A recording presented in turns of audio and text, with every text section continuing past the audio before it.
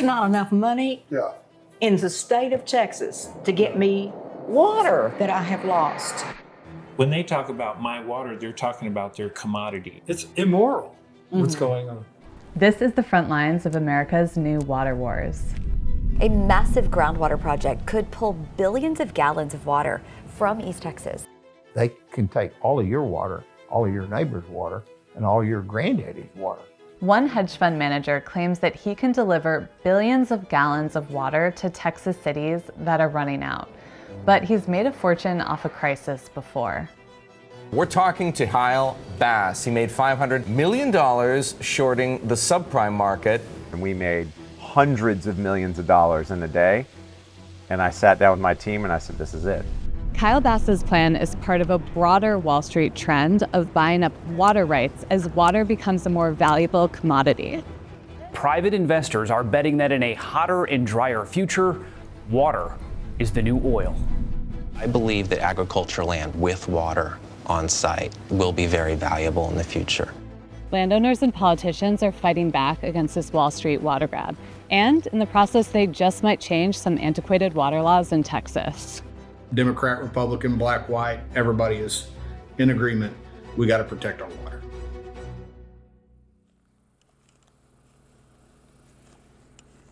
The first stop on my investigation in East Texas was with John McCall, a lifelong Republican who has become an unlikely water activist. Oh, thanks. This is Texas. John McCall's ranch is right next to Kyle Bass's property, where massive pumps could drain billions of gallons of water. I've lived here all my life. My ranch has been in the family for 100 years. What do you think of Kyle Bass as a neighbor? He didn't apply for the Doctrine of Good Neighbor Award because I would have thought I would have got a phone call. You can't take a resource and say, I'm going to take 15 billion gallons away from that resource and it's going to be just fine per year, every year. It's not going to work. On the other side of Redtown Ranch is Melissa Meter.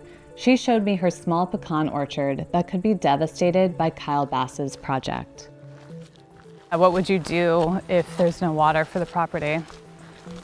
Well, I mean, unfortunately, we would have to move because you can't live without water, and neither can your animals. Definitely not something we want to do, but if we're forced to have to do it, then what else do? You can't live without water. This is my pig family. How does it make you feel that someone like Kyle Bass wants to profit off of your water? I wake up every morning, and that's the first thing that I open my eyes to. It's scary, you know. This is my home. I love it here, you know, and it's a shame that somebody could actually force me out.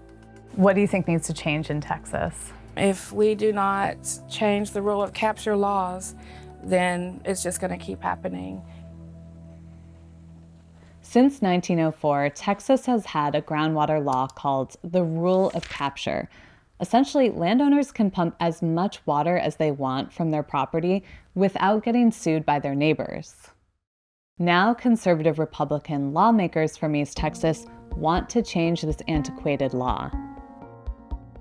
The rule of capture basically says whoever has the biggest pump wins. And I don't begrudge anybody for making money. We're not communists. I can count one person who owns property in my entire district who is in favor of this project, and that's Kyle Bass. So whatever you've been reading about us trying to take all the water and going to leave the whole area out of water, I would never do that. We are doing things that are responsible by law and by science. What would it feel like to see him start drilling these wells? I don't even think about that. I think we're at the right place at the right time to have this fight. I like a good fight. Representative Cody Harris and Senator Robert Nichols are leading the fight to protect water in East Texas, but they'll need support from lawmakers across the state. That's why Harris called an 11-hour hearing this summer. Let's say I'm your neighbor, and I decide I'm going to drill the same number of wells, but drill them deeper. You can't pump your water anymore. Who's in the right? Not something I've thought about. Do you believe that you have the capacity to feel empathy? My wife asks me the same question all the time. Without joking aside, yes, I do. During the hearing, Kyle Bass was adamant that he's looking out for the greater good of Texas. So we sit here today because I read the state water plan, and it is, it's farcical. There isn't a plan. And so as we sit here today, we worry about where we're going to move it from and to, we're going to stop exporting and things like that. What's going to happen is we're going to run out of water somewhere, and it's going to happen soon. The thing is, Kyle Bass is right on this point. Right now, Texas is gaining about 1,500 people per day, in part because of Governor Abbott's tax abatements that have brought more and more businesses to the state. But its water plan hasn't caught up yet. Do you think that there's going to be a water war between cities and rural parts of Texas?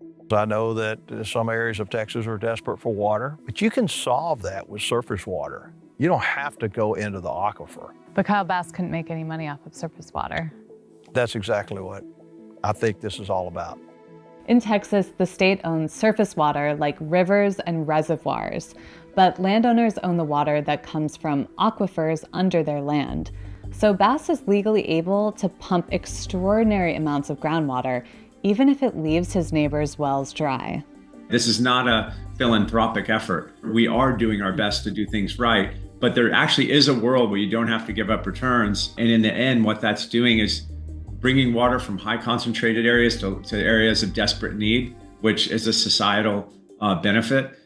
While Bass claims that this is a societal benefit, I think this is actually a classic case of disaster capitalism, turning a crisis into a return for investors. This is not greenwashing. We're actually creating things.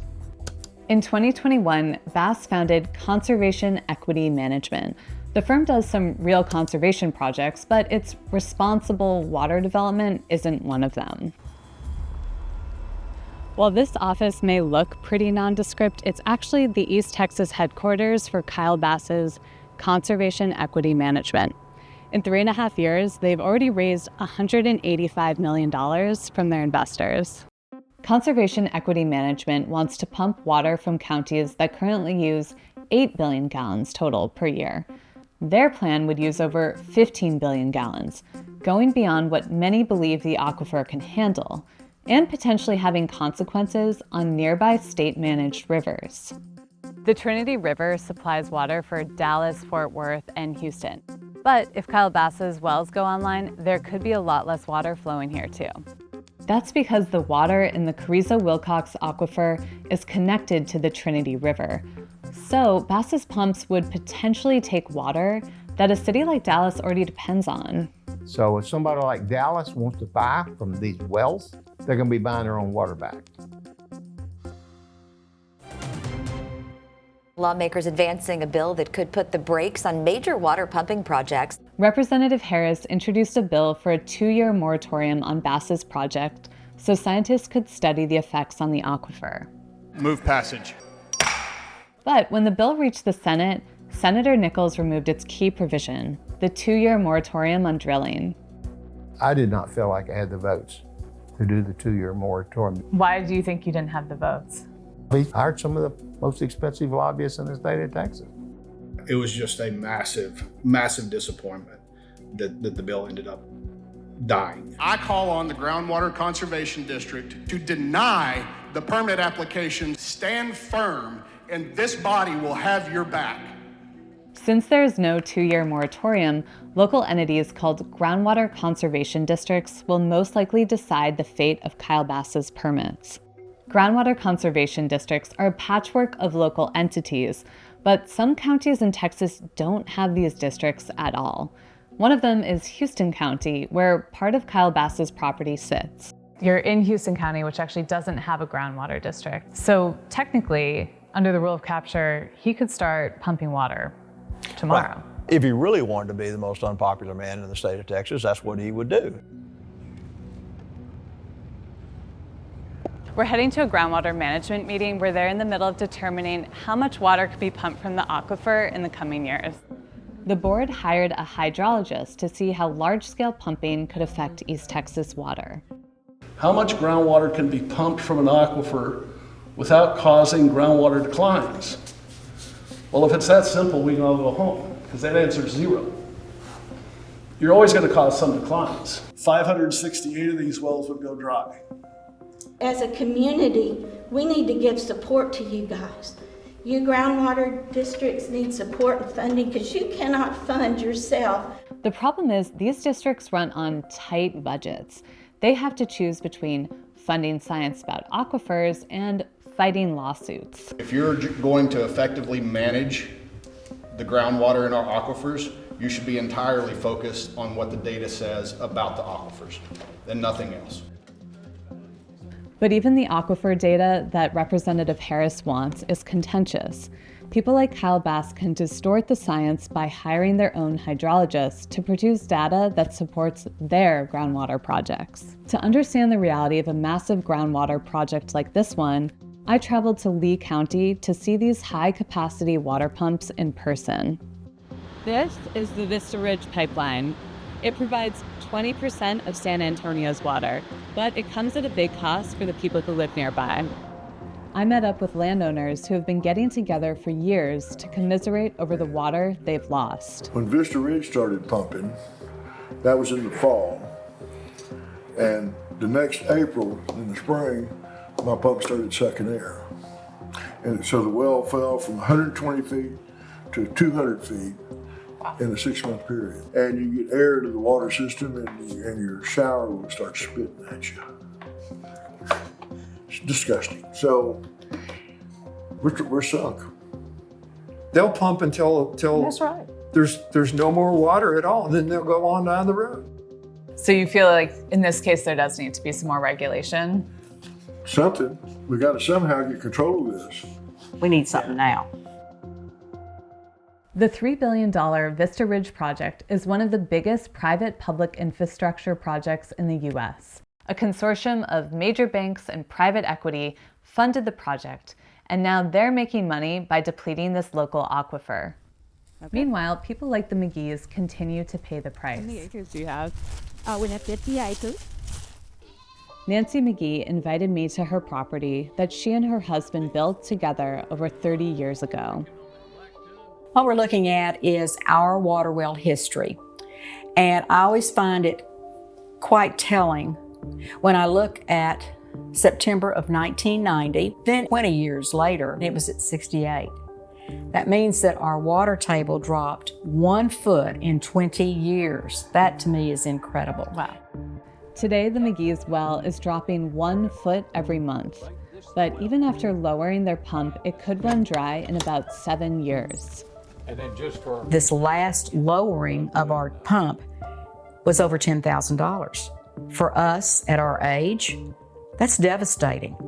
Nancy fought hard to get mitigation funds to cover the costs of drilling a deeper well. She and her neighbors eventually won, but they faced opposition from none other than Ed McCarthy, Kyle Bass's lawyer. I've been accused of stealing water from widows and babies. We're not going to steal any water. McCarthy has a history of using cunning legal tactics on poorly funded groundwater districts to secure water rights. Once, he even sued every single person on the board of a groundwater district in federal court because they took away a permit from one of his clients. That's very intimidating because the district can't just cover all your legal fees. In this water wars, I think you're going to suffer from the pumping of the water, you're going to benefit from the pumping, and then there's just the right thing.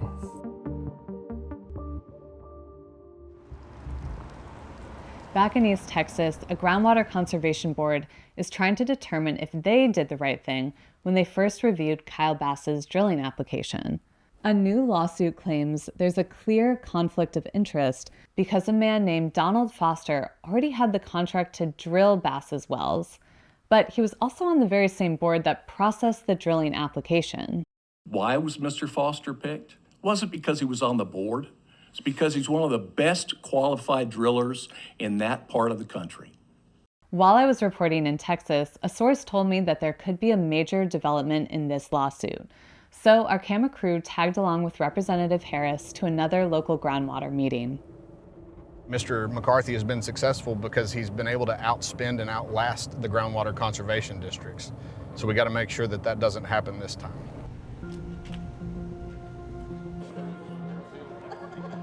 My clients have no interest in drying up the aquifer, no interest in harming anyone, and they have publicly stated that if the data doesn't support the project or it requires a modification of whatever project may be requested, that's what they'll do.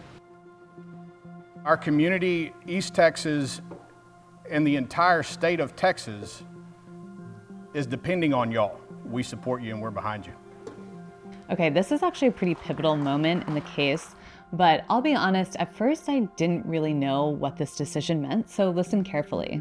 I'd like to make the motion that the district attorney are authorized to negotiate a judgment that will declare the prior votes on administrative completeness of application to be voided. The board will reconsider administrative completeness in a future meeting. To translate some of the legal talk, Kyle Bass's application was just denied. Everybody approves, say aye. Aye. Aye. So today, a little groundwater board in East Texas shut down Kyle Bass's project, at least for now. Thank you guys for what y'all are doing. Appreciate you very much. Thank you. These groundwater districts are the last line of defense against major pumping projects in Texas, but they're also legally limited by the rule of capture. And even Kyle Bass thinks that law needs to change. There are 10 rule of capture states in America. Going forward, given the scarcity of water, I think we're going to have to see legislative changes. I think it's abundantly clear that it's time for the state of Texas to modernize the rule of capture. Oil and gas used to be rule of capture in Texas until the neighbors started screaming and yelling about it, and then the legislature changed the way that was handled. Representative Harris also passed a bill for a $20 billion fund to invest in new state-led water supplies and literally fixing leaky pipes. In the city of San Antonio alone, they're losing about 20 billion gallons of water a year because of aging pipes. That's basically the same amount of water that they get from the Vista Ridge pipeline. While there are some solutions to the Texas water crisis on the horizon, the reality is that there may not be enough water for everyone in the state.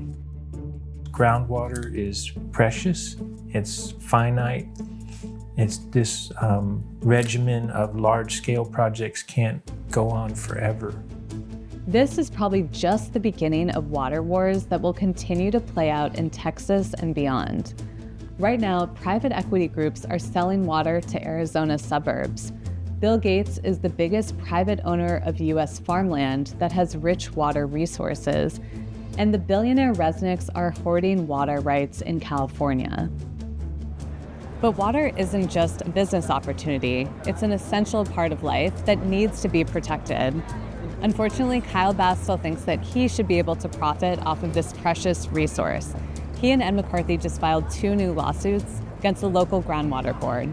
So the water wars between East Texans and Bass aren't over yet. Thanks for watching this video. We're going to keep following this growing trend of wealthy elites who are privatizing our natural resources. Is there something similar going on in your community that you think we should cover? Or are there just other stories you want us to report on? Send tips to stories@perfectunion.us or sound off in the comments below. And as always, don't forget to like and subscribe to our channel.